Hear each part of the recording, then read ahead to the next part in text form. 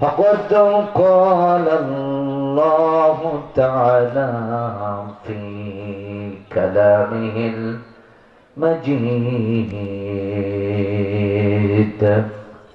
والفرقان الحميد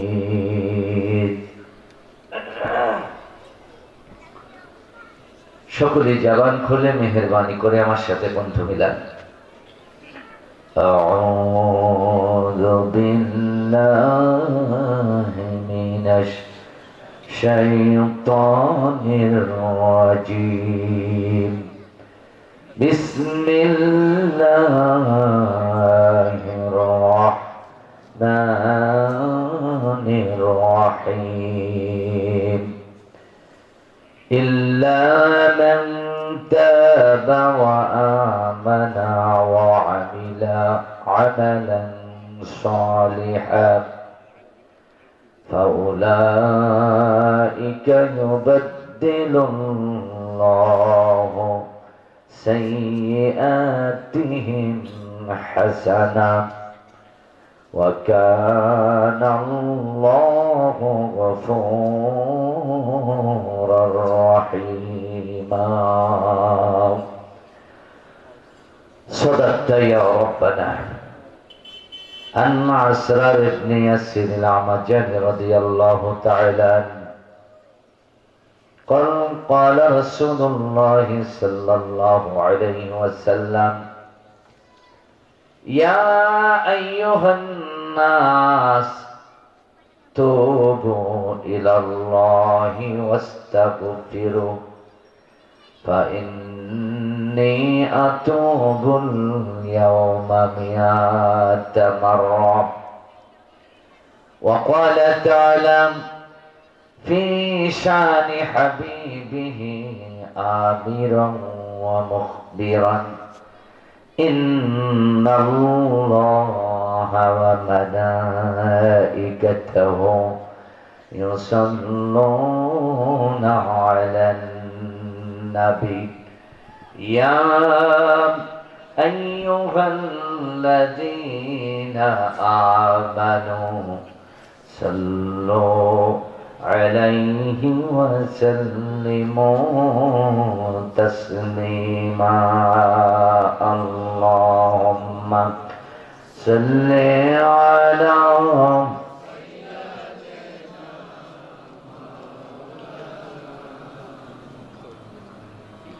وعلى آل سيدنا.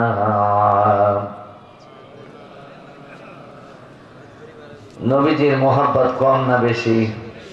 একটু জোরে আওয়াজে প্রমাণ দিন, জবান খুলে। আল্লাহুম্মা সাল্লি আলা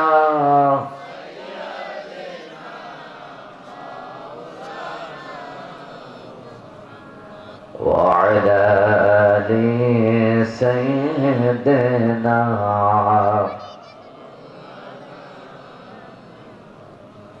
আয়ে खत्म रसूल फखरे उमामा शाह मदीना दिखला दे मुझे मंजर गुलजार मदीना। आए खत्म रसूल फखरे उमाम शाह मदीना दिखला दे मुझे मंजर गुलजार मदीना। अल्लाह ने मकाई में की काबा बनाया, उस काबा का आबद कर दे जिसको बनाया। अल्लाह ने मकाई में एक ही काबा बनाया, उस काबा का आबद कर दे जिसको बनाया। हर साल में हाजी चले जाए, हर साल में हाजी चले जाए राह मदीना दिखला दे मुझे मंजर गुलजार मदीना। ऐ खत्म रसूल फखरे उमम शाह मदीना, दिखला दे मुझे मंजर गुलजार मदीना। अल्लाह ने तुमको अपना दी महबूब बनाया, अल्लाह ने तुमको अपना दी महबूब बनाया। मेराज की सरकार खुदा तुमको दिखाया, अल्लाह ने बनाया तुम्हें,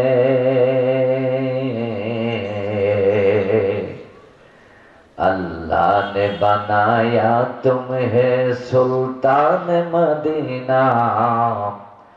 दिखला दे मुझे मंजर गुलजार मदीना। ला इलाहा, जबान खुले जोड़े ला इलाहा इल्लल्लाह, ला इलाहा, ला इलाहा इल्लल्लाह, ला इलाहा, सुबहानल्लाह अल्हम्दुलिल्लाह, ला इलाहा इल्लल्लाह, सुबहानल्लाह अल्हम्दुलिल्लाह, ला इलाहा इल्लल्लाह, ला इलाहा इल्लल्लाह, ला इलाहा, जोरे ला इलाहा, ला इलाहा इल्लल्लाह मुहम्मदुर রাসূলুল্লাহ। প্রিয় নবীজির শানে জবান খুলে মোহাব্বতে সকলে বলুন সাল্লাল্লাহু আলাইহি ওয়াসাল্লাম। ঐতিহ্যের স্মৃতিচারণ করে মাথা উঁচু করে দাঁড়িয়ে সুজলা সুফলা শস্য শ্যামলায় ঘেরা ইসলামের পতাকাবাহী মুজাহিদ ভাইদের ভারী পদচারণায় মুখরিত উদ্বেলিত ঐতিহাসিক মিঠাপুকুর উপজেলার ধোপাকল পূর্বপাড়া যুব সমাজের উদ্যোগে আয়োজিত দ্বিতীয় বাৎসরিক তাফসীরুল কোরআন মাহফিলের আজ অধিবেশনের সম্মানিত সভাপতি, আপনাদের কাছের মানুষ, আপনাদের প্রিয়জন, অত্র এলাকার স্বনামধন্য ব্যক্তিত্ব, খানায় কাবার মেহমান জনাব আলহাজ আজিজুর রহমান সাহেব, বারাকাল্লাহু ফি হায়াতি, সকলেই সভাপতি সাহেবের জন্য দোয়া করে বলুন আল্লাহুম্মা আমিন। সম্মানিত সহসভাপতি আলহাজ মোহাম্মদ মনসুর আলী সাহেব, ধোপাকল এলাকার কৃতি সন্তান, তার জন্য দোয়া করছি আল্লাহ তার হায়াতেও বারাকা দান করুন, সকলে বলুন আল্লাহুম্মা আমিন। সম্মানিত প্রধান অতিথি, জননন্দিত রাজনীতিবিদ, সমাজসেবক, তাওহীদি জনতার জাগ্রত বিবেক, এশিয়া মহাদেশের সর্ববৃহৎ আন্দোলন বাংলাদেশ জামাত ইসলামী রংপুর জেলা শাখার সংগ্রামী আমির, মজলুম জননেতা, আগামী দিন মিঠাপুকুর মাটি মানুষের প্রিয় নেতা, প্রিয় অভিভাবক, জননেতা অধ্যাপক গোলাম রব্বানী সাহেব, নওয়ারাল্লাহু কালবিক, বারাকাল্লাহু ফি হায়াতিক, আল্লাহ তার কলবকে নূরান্বিত করুন, তার জীবনকে আল্লাহ লম্বা করে দিন। সকলে বলুন আল্লাহুম্মা আমিন। আজকের প্রধান মেহমান মিঠাপুকুর মাটি মানুষের প্রিয় বন্ধু, অত্র এলাকার সূর্য সন্তান, বিশিষ্ট আলেম, বিশিষ্ট সংগঠক, সংগ্রামী জননেতা, রংপুর জেলা শাখার সম্মানিত সেক্রেটারি, বাংলাদেশ জামাত ইসলামী জনাব হযরত মাওলানা এনামুল হক সাহেব, তার জন্য দোয়া করছি আল্লাহ তাআলা এই জাতির প্রয়োজনে তাকেও যোগ্যতার আসনে কবুল করুন। সকলে বলুন আল্লাহুম্মা আমিন। আজকের মাহফিলে বিশেষ মেহমান হিসাবে, আলোচিত মেহমান হিসাবে আমার পূর্বক্ষণে তিনি সংক্ষিপ্তভাবে কথা রেখেছেন। আমি তো আগে মাহফিল করার সময় দেখছিলাম হাফিজুর ভাই লম্বা কথা বলে, মোটামুটি 5-10 মিনিট তো লাগেই তাকে, কিন্তু আজকে একটু কম বলেছে, তাই না? আপনাদের প্রিয় বন্ধু 7 নং লতিফপুর ইউনিয়ন পরিষদের সুযোগ্য সাবেক সফল চেয়ারম্যান জনাব হাফিজুর রহমান সাহেব, আল্লাহ তাকে পূর্ব আসনে কবুল করুন। আরো জোরে বলুন আল্লাহুম্মা আমিন। আরো সম্মানিত বিশেষ অতিথি, তারুণ্যের অহংকার, যুবকদের চাওয়া পাওয়ার মানুষ, মিঠাপুকুর উপজেলা বাংলাদেশ জামাত ইসলামীর সম্মানিত আমির, আমার প্রিয় ভাই আসাদুজ্জামান শিমুল, আল্লাহ তাআলা তাকে সহ আজকের সকল আমন্ত্রিত অতিথি, বিশেষ অতিথি সকলকে কবুল করুন। সকলে বলুন আল্লাহুম্মা আমিন।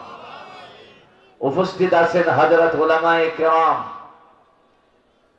জাতির জাগ্রত বিবেক, পিতৃতুল্য মুরব্বিয়ান, এ জাতির সূর্য সন্তান, প্রাণপ্রিয় যুবক ভাইরা, ছোট ছোট সোনামণিরা, পর্দার আড়ালে বসা মা এবং বোনেরা, আরো থাকতে পারেন অন্যান্য রাজনৈতিক দলের নেতৃবৃন্দ, অন্যান্য জাতি ধর্মের অনুসারী ভাইয়েরা, সকলের প্রতি আমি শ্রদ্ধা নিবেদন করছি, হৃদয় নিংড়ানো ভালোবাসা আপনাদের খেদমতে পেশ করে আরেকবার হৃদয় উজাড় করে সালাম দিচ্ছি। সকলেই জবাব দেবেন এ আশাবাদে বলছি, আসসালামু আলাইকুম ওয়া রাহমাতুল্লাহি ওয়া বারাকাতুহু।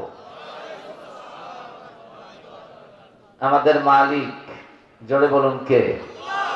আমাদের পালনেওয়ালা, জোরে বলুন কে? আমাদের রব, আমাদের সৃষ্টিকর্তা, আমাদের পরিচালক, আরেকবার বলেন কে? ওই আল্লাহর শুকর আদায় করছি। আমাদের মধ্য থেকে অনেক ভাইকে আল্লাহ তাআলা কবরস্থানে পাঠাইছেন, কিন্তু আপনাকে আমাকে পাঠান নাই। কথা বলেন ঠিক না? আপনাদের বেঁচে থাকার জন্য আল্লাহ করুণা করেছেন, জীবন ভিক্ষা দিয়েছেন। খুশি না বেজার? এই জন্য খুশি হয়ে বুক উজাড় করে কণ্ঠের সব শক্তিটুকুন কোরবানি দিয়ে আল্লাহ শুকর আদায় করছি।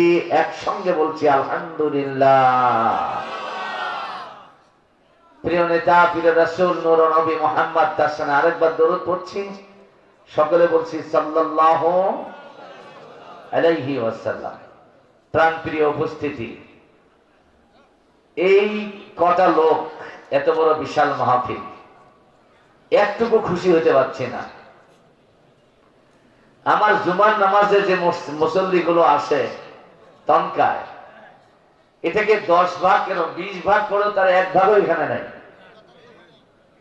কথা বলেন ঠিক না? আমি আমার সাবেক চেয়ারম্যান হাফিজুর ভাইকে বললাম যে আমি আসার প্রায় 1 বছর হলো তনকায়, আপনি একটা দিনও আসলেন না, আপনাকে আমি চেয়ারম্যানই হতে দেব না। আমার মসজিদ তো হচ্ছে ওনার ইউনিয়ন, তাই না? এই কথাটা আমার না, এই কথাটা ওনার বলা দরকার আমাকে, যে আপনাকে ইমামতি করতে দেব না। এখন আমি যদি ওনার পক্ষে থাকি তাহলে তো উনি কথা বলতে পারবে না, কি কর? আর যদি ওনার বিপক্ষে যাই তাহলে তো যুদ্ধটা ভালোই লাগার কথা। যা হোক, বিনোদন করার জন্য বলছি না। আজকে বাংলাদেশের মানুষগুলোকে ইসলাহ করা দরকার, সংশোধন করা দরকার। কথা বলে আল্লাহ সংশোধন করতে চায়, তা আমরা বাধা দেব কেন? আমাদের আমিরে জামাত ডাক্তার শফিকুর রহমান বলছে, কেউ যদি তোমাদের পায়ে পড়ে ঝগড়া করে, তুমি রহমানের বান্দা হিসেবে ওখানে কি গুণ দেখাবা? ওয়াইদা খাতাবাহুমুল জাহিলুনা ক্বালু সালাম। সুবহানাল্লাহ বলেন। আমার বয়স যদিও 50 বছর, এর মধ্যে ধরেন 8-10 বছর অনুভূতি ছিল না, শিশুকাল ছিল। 40-42 বছর এই বয়সের মধ্যে আমি বাংলাদেশে কোন রাজনৈতিক নেতার মুখে এত সুন্দর বক্তব্য শুনি নাই। কথা বলেন, ওরা পারছে তো আগুন জ্বালায় দিছে। কথা বল, আল্লাহু আকবার। যেখানে অশান্তির আগুন জ্বলে, শরীরে কিছু থাক আর না থাক ওইখানে ছুটে যায়। আমার ভাই বললো না, হ্যাঁ, কি চমৎকার কথা। ওয়াইদা খাতাবাহুমুল জাহিলুনা ক্বালু সালামা। কেউ যদি তোমার পায়ে পড়ে ঝগড়া লাগাইতে চায়, তুমি বলো সালাম, শান্তি শান্তি, আমি ঝগড়া করতে চাই না। সুবহানাল্লাহ বলেন। এই গুণটা কার ছিল জোরে বলেন তো? মুহাম্মদুর রাসূলুল্লাহ। জোরে বলেন, সুবহানাল্লাহ বলবেন না? মুহাম্মদুর রাসূলুল্লাহর আদর্শ, তার গুণ, তার চরিত্র যার মধ্যে পাওয়া যায়, তারাই তো হলো নেতা। কথা বলেন ঠিক কি না? চাঁদাবাজি, ডাকাতি, ছিনতাই, রাহাজানি কইরা বাংলাদেশের মানুষকে আর ভুলভাল বুঝাইয়া ক্ষমতায় যাওয়া যাবে? সত্য না মিথ্যা? এই জন্য আমাদেরকেও চিনতে হবে নেতা কারে কয়। কথা কোন ঠিক কিনা? তারপরেও আমরা হিংস্রতা নয়, হিংসা নয়, বিদ্বেষ নয়, আমরা ইসলাহ সংশোধন করার মানসিকতা নিয়ে আমরা কথা বলবো, দাওয়াত দেব। যদি কোনো ভাই ইসলাহ হতে চায়, সংশোধন হতে চায়, তার সামনে গিয়ে আমরা হিংস্রতা দেখাবো না, আমরা হৃদয় উন্মোচন করে দেব। ইসলামের দরজা সকলের জন্য খোলা, ঠিক না? মান দাখালা ইসলামান ফাহুয়া সালিমুন। দয়ার নবী বলেছেন, যে ইসলামে প্রবেশ করলো শান্তি পাইলো, নিরাপত্তা পাইলো, মুক্তি পাইলো। একটু জোরে বলেন সুবহানাল্লাহ। আমি আপনাদের খেদমতে আজকে যে আলোচনার বিষয়টা নিয়ে এসেছি, সূরা ফুরকান। জোরে বলেন, কি সূরা? আয়াত নাম্বার 70। জোরে বলেন, কত নাম্বার আয়াত? যেহেতু তাফসীর মাহফিল, কথা আদান প্রদান করতে হবে। বক্তা ওয়াজ করবে, আপনারা আওয়াজ দিবেন, তাহলে কোরআনের ক্লাসটা ভালো হবে। কথা বলেন ঠিক না বাবা? তাহলে আমি যে সূরা থেকে আয়াত তেলাওয়াত করেছি, সূরাটার নাম ফুরকান। এর অর্থ হচ্ছে আল ফারকু বাইনাল হক্কি ওয়াল বাতিল। ফুরকান শব্দের অর্থ হলো কোনটা হক তা দেখায় দেওয়া, আর কোনটা বাতিল তাও আঙ্গুল দিয়ে দেখায় দেওয়া। সুবহানাল্লাহ বলে। কে আল্লাহর বান্দা আর কে শয়তানের বান্দা? আছে না নাই?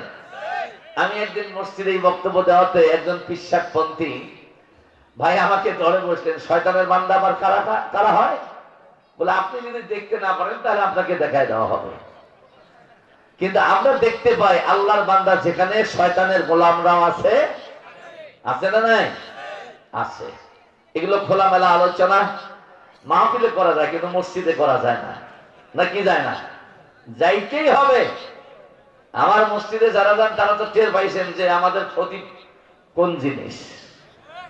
কথা বল ঠিক কিনা? আমার ওই যে খাদেম চাচা বসে আছে, প্রতিদিন আমার আলোচনা শুরু হইতে সব কাজ বাদ দিয়ে গিয়ে আগে আলোচনা শোনে। আলহামদুলিল্লাহ, যে আয়াতটা তেলাওয়াত করেছি, আয়াত নাম্বার হলো 70। জোরে বলুন, কত নাম্বার? আরো জোরে বলেন, খুব গভীর মনোযোগ। আমরা মানুষকে ইসলাহ করার জন্য আলোচনা করব, পিছলা করার জন্য নয়। মানুষকে সংশোধন করার জন্য আলোচনা করব, তাকে পথভ্রষ্ট করার জন্য নয়। কথা বলেন ঠিক কিনা? আসুন আমরা আলোচনার দিকে যাই। তবে আলোচনা শুরু হবে নরম, মাঝখানে কিন্তু গরম আসবে। মনে কিছু নেওয়া যাবে না বাবা। আমার আলোচনার লক্ষ্য যেন কি? ইসলাহ করা। যেরকম কি করা? ইসলাহ আরবি শব্দ, বাংলা হলো সংশোধন করা। কথা বলে, আমরা জীবন চলার পথে ভুল করিনি, যেরকম করিনি, তা এই ভুলগুলো নিয়ে কি কবরে যেতে চাই? তাহলে এগুলো সংশোধন করার দরকার আছে না নাই? আসুন তো আল্লাহ কি বলছেন শুনি।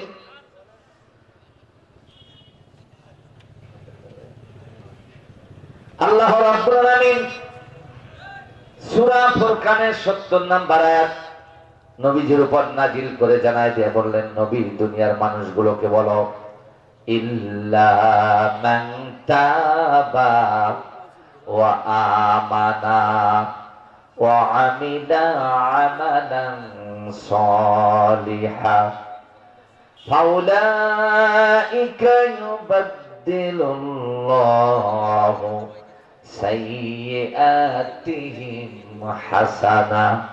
চিৎকার দিয়ে বলা যাবে কি আল্লাহু আকবার?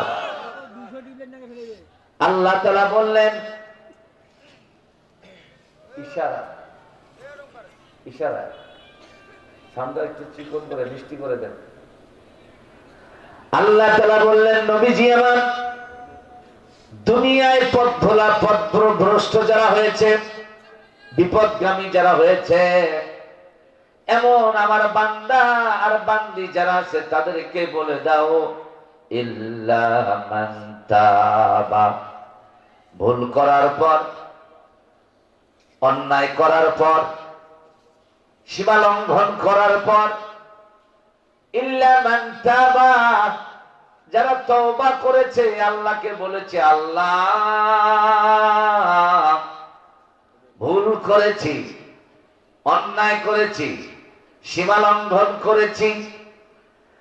আল্লাহ তাআলা বললেন, ওয়া আমানা, অন্যায় করার স্বীকৃতি দিয়া সে যদি আল্লাহর উপরে ঈমান মজবুত করে নেয়, ঈমান যদি খাঁটি করে নেয়, নির্ভেজাল ঈমান যদি করে নেয়, ঈমান মজবুত করার পর আর ভুল করবে না, গুনাহ করবে না, সীমা লঙ্ঘন করবে না।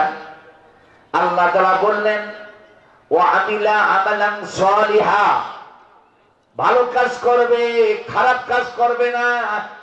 ওয়াদা করা যায় আমরা ভালো কাজ করব, খারাপ কাজ করব না। আল্লাহ তাআলা বললেন, হাবিব আমার এমন বান্দাগুলোকে বলে দাও, ফাউলাইকা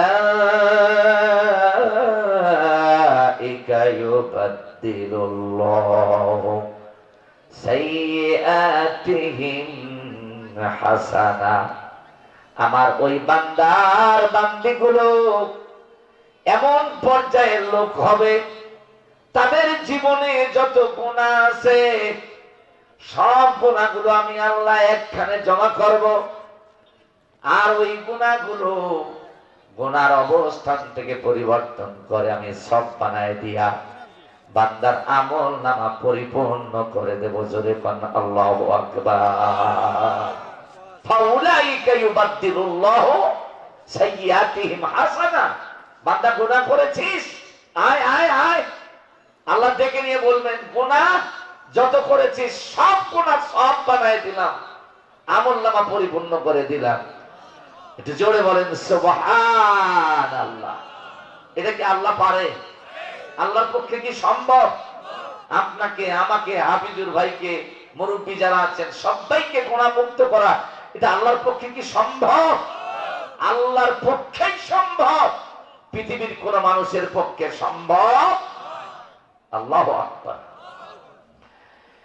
এরপর আল্লাহ তাআলা বললেন, ওয়া কানাল্লাহু গফুরুর রহিমা, নবী আমার বান্দাদেরকে বলে দাও, তারা এই কথা বুঝুক যে তাদের রব, তাদের মালিক, তাদের আল্লাহ, তিনি হলেন ক্ষমাশীল এবং দয়ালু।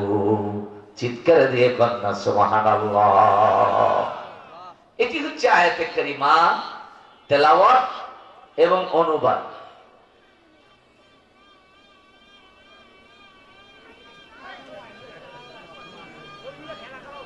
আরে মাহফিল কমিটির ছেলেরা কোথায় গেছে রে ভাই? হ্যাঁ, আমার বাবাজি, আমার যুবক ভাইয়েরা প্লিজ আমার দিকে তাকাও। আমাদের দেশের মধ্যে ভালো মানুষও আছে, খারাপ মানুষও। ভালো মানুষ কারা? যারা জুলুম, নির্যাতন, নিপীড়নের মধ্যেও ইমানের দাবির থেকে এক পা পিছনে যায় না। কথা বলেন এই মফিজুল, ভালো মানুষ তারাই। কথা কোন ঠিক কিনা? চকুরাঙ্গানি, হুমকি, হামলা, মামলা, ভয়ভীতি, জুলুম, নির্যাতন, নিপীড়নের পরও যারা ইমানের দাবির থেকে এক পা পিছনে যায় না, ভালো মানুষ তারাই। এটা আল্লাহর ঘোষণা। কথা বলেন ঠিক কিনা? খারাপ মানুষ কারা? যারা জুলুম করেছে, চুরি করেছে, ডাকাতি করেছে, চাঁদাবাজি করেছে, ছিনতাই করেছে, হামলা করেছে, মামলা করে সম্রাটের মতো দেশটা এরা বিদেশে পালায় আছে, সার্টিফিকেট আল্লাহ দিচ্ছেন, এরাই হচ্ছে খারাপ। কথা বলেন ঠিক কিনা? ওরা যা করেছে আমরা যদি তা করি তাহলে তো মানুষ আর অমানুষের পার্থক্য থাকে না। আমরা মানুষ, এটা প্রমাণ দেওয়ার জন্য আমরা তাদেরকে ইসলাহ হওয়ার সুযোগ দেব আল্লাহর নির্দেশে। ঠিক না বেঠিক বলেন? ইসলামের দরজা খোলা আছে, বন্ধ হয়নি। তুমি যদি আমার মালিকের পায়ে পড়িয়া কান্দা কান্দা বলো, আল্লাহ জীবনে যা করেছি এগুলো আর করবো না, এগুলো থেকে বের হতে চাই, রাস্তা খোলা আছে না বন্ধ? যেরকম খোলা না বন্ধ? আল্লাহু আকবার। আমার আল্লাহ ডাক দিয়া কয়, হাবিব আমার বান্দাদেরকে বলো, গুনাহ করা বান্দার স্বভাব, আর মাফ করা হলো আমি আল্লাহর স্বভাব। সুবহানাল্লাহ বলা যাবে না? গুনাহ করেছি, শয়তানের ওয়াসওয়াসায়, নফসে আম্মারার ওয়াসওয়াসায়, তারপরে শয়তানের প্রেতাত্মাদের ওয়াসওয়াসায় গুনাহ করেছি। কিন্তু এটা বোঝার পর কেউ যদি অনুতপ্ত হয়, কেউ যদি নিজকে পরিশুদ্ধ করতে চায়, রাস্তা খোলা আছে না নাই? আমি হাদিস দিয়ে, কোরআনের আয়াত দিয়ে এগুলো বুঝাই দিচ্ছি ইনশাআল্লাহ। তবে এই আয়াতের আলোচনাকে সমৃদ্ধ করার জন্য একটা হাদিস বলেছি। বাগান শুনতেছেন আপনারা? মুরব্বীরা শুনতেছেন? তাহলে এরকম করেন কেন? শোনেন, এ প্লাসধারী ছাত্রের গুণটা কি বলেন তো? ভাই তো শিক্ষক মানুষ, ওনাকে জিজ্ঞেস করবেন যে ছাত্ররা মেধাবী হয় তাদের গুণটা কি? উনি এক কথায় জবাব দিবে, স্যার যখন ক্লাসে শিক্ষা দেয়, এই শিক্ষা গ্রহণের জন্য যে ছাত্র স্যারের দিকে তাকাইয়া একনেক দৃষ্টিতে স্যারের কথাগুলো ক্যাচ করে, হৃদয়ে ধারণ করে, এই ছাত্রগুলোই ভালো ফলাফল করে, তারা এই প্লাসধারী হয়, গ্রেডধারী হয়। ঠিক না বেঠিক? আর যে ছাত্ররা শিক্ষক পড়াচ্ছে ছটপট ছটপট, মন ক্লাসে নাই, স্যারের লেকচারের দিকে মন নাই, ও কি ছাত্র? ও ছাত্র নামের কুলাঙ্গা। আমি এতটুকু নিচে যেতে চাই না। আজকে কোরআনের মাহফিলে আপনারা এসেছেন, একটুকু গাফেল হওয়া যাবে না। কেন জানেন? রোজে মাহশারে কোটি কোটি, মিলিয়ন বিলিয়ন মানুষ ত্রাহি ত্রাহি করবে, আত্মনাদ করবে। আল্লাহ আদালতে বসবেন, নবীকে বলবেন বক্তব্য দাও। আমার নবীজি বক্তব্য দিবেন, ওয়াকাল রাসূলু ইয়া রাব্বি। সেই দিন রোজে মাহশারের দিন রাসূল বলবেন, হে আমার রব, হে আমার প্রতিপালক, ইন্না কওমি, মানব জাতিকে দেখায় দিয়ে বলবেন এরা আমার জাতি। নবীজিও মানুষ, হাসরবাসী যারা থাকবে তারাও। তাহলে জাতিগত দিক থেকে এক এবং অভিন্ন, ঠিক না?